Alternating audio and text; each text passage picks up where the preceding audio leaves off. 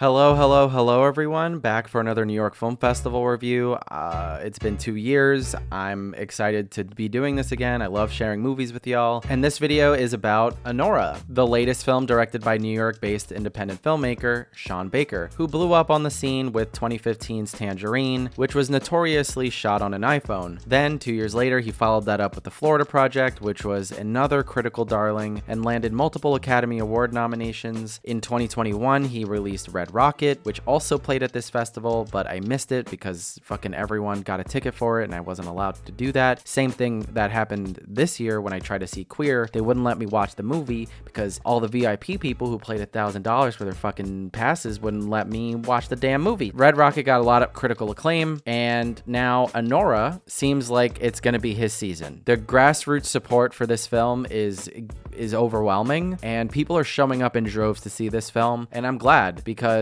after seeing it in a packed house at Alice Tully Hall, I can definitely see why this won the Palme d'Or at the Cannes Film Festival. Anora tells the story of an exotic dancer in New York who meets the son of a Russian oligarch and what happens as a consequence of them hanging out and getting to know each other. Sean Baker has chosen primarily to center his films around the working poor, specifically sex workers, and this one is no different, but it feels like a filmmaker who caught lightning in a bottle. Like you've probably heard before, it harkens back to dialogue-heavy screwball comedies of the 30s and 40s, like Bringing Up Baby and His Girl Friday. It carries similar traits such as gender power dynamics, class struggle, and a heaping helping of chaotic energy, but with a modern Uncut Gems-like twist. Not saying that, films before Uncut Gems didn't strive to be chaotic at any point, but I feel like ever since Uncut Gems came out, there has definitely been a more noticeable effort to stress out audiences, and you can see that in Shiva Baby, you can see that in The Bear, and you can see that in Anora. It feels like filmmakers are trying to meet audiences where they're at because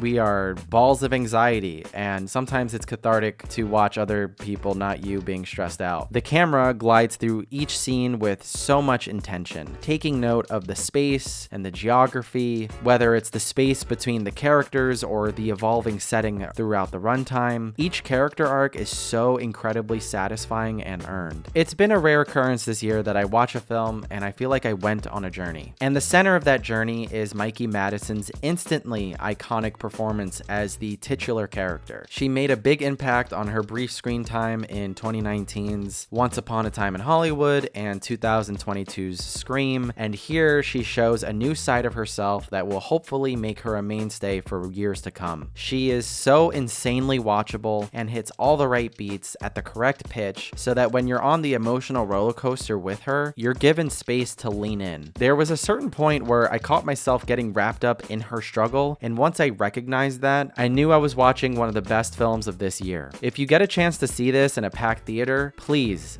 do it. It plays super well in a big crowd, especially when you're given permission to laugh. Sometimes I feel in regular movie theaters, people feel more comfortable checking their phones than they do allowing themselves to laugh out loud. Anyway, tangent over. Anora is absolutely one of the best films of this year. Hopefully it gets a lot of attention this season because it has wonderfully stressful and hilarious set pieces, earnest performances from one of the best ensembles of this year, and it's a film that I want to see with as many people as possible. And I'm giving Anora a 9 out of 10. If you enjoyed this video, hit the like button. If you agree or disagree, tell us in the comments. Subscribe if you haven't already. Share with your friends. Do all the things. Check out our Patreon. It's new, it's evolving, it's cool, it's hip, it's now, it's wow. Goodbye.